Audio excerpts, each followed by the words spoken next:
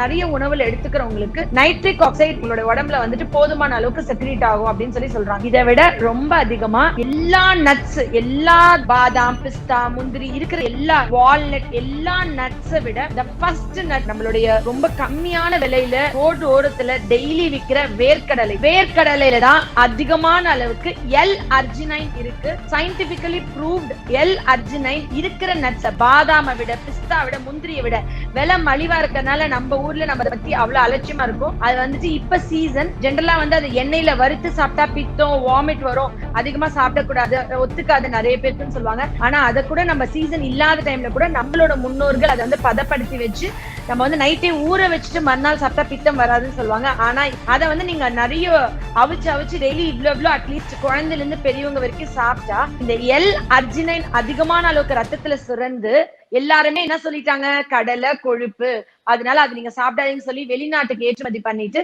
வெளிநாட்டுல இருந்து பீனட் பட்டரா நம்மளுக்கு இறக்குமதி பண்றாங்க. இங்க வேர்க்கடலை இயற்கையா கிடைக்குது, நம்ம மண்ணுல, நம்மளோட சொத்து. எல் அர்ஜினைன் அவ்வளோ இருக்கு அதுல.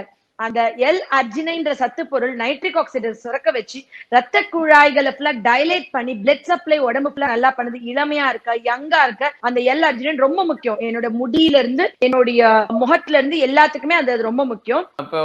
இப்போ இந்த ஆய்வு முடிவுகள் சொல்றதை வச்சு பார்க்கும்போது இப்ப 40 வயசுக்கு கீழே வந்து நமக்கு பார்க்கும்போது இளநரை வருது, இல்ல வழுக்கை வருது அப்படின்னா, சோ இது வந்து ஹார்ட் டிசீஸ் வரக்கான ஒரு சிம்டமா எடுத்துட்டு அதுக்கான செக்அப் பண்ணிக்கிறது பெட்டர் அப்படின்னு நினைக்கிறீங்களா? இல்ல, அது வந்துட்டு உடனே அது ஒரு பயமோ, இது வந்து ஆண்ட்ரோஜெனிக்கா இருந்தால், பரம்பரையா ஜெனட்டிக்கா இருந்தாலும் இது வந்து நைட்ரிக் ஆக்சைடு குறையறனால அவங்களுக்கு டெஸ்டோஸ்டிரான் ஹார்மோனோட இம்பேலன்ஸ்னால அவங்களுக்கு ஒரு இது வந்து ஆய்வுகள் இன்னும் நடந்துகிட்டு இருக்கு.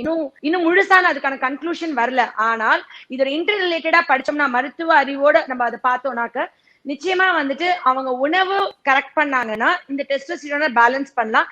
அண்ட் இந்த முடி கொட்டுது, இந்த இதெல்லாம் சொல்றோம் இல்லையா, இதுக்குதான் வந்துட்டு இன்னொரு முக்கியமான விஷயம் வந்து பீட்ரூட்ல வந்துட்டு ஒரு பீட்ரூட் ஜூஸ் நம்ம எடுத்துக்கிட்டோம், ஏபிசி ஜூஸ், கேப் ஜூஸ், ஏற்கனவே நம்ம பிஹைண்ட் ரூட்ஸ்ல இன்டர்வியூ கொடுத்துருக்கோம்.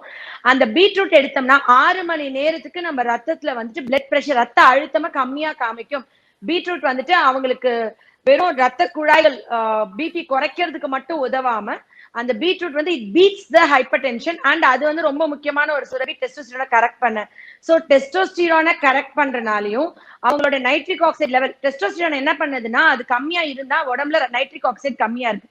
நைட்ரிக் ஆக்சைடு கம்மியா இருந்தா ஆட்டோமேட்டிக்கா இருதய சம்பந்தமான பிரச்சனைகள் வர்றதுக்கான வாய்ப்புகள் இருக்கு. அதனாலதான் இருதயத்துக்கு கொடுக்குற எல்லா மாத்திரைகள்லயும் வந்து நைட்ரோகிளிசரைன், நைட்ரோகாண்டைன், அந்த மாதிரி நைட்ரோ கலந்து காம்பினேஷன்ஸ் உள்ள டேப்லெட்ஸ் தான் கொடுக்குறாங்க அப்படின்றத என்னோட கருத்து. அது இயற்கையான உணவுகள் நம்ம எடுத்துக்கணும்.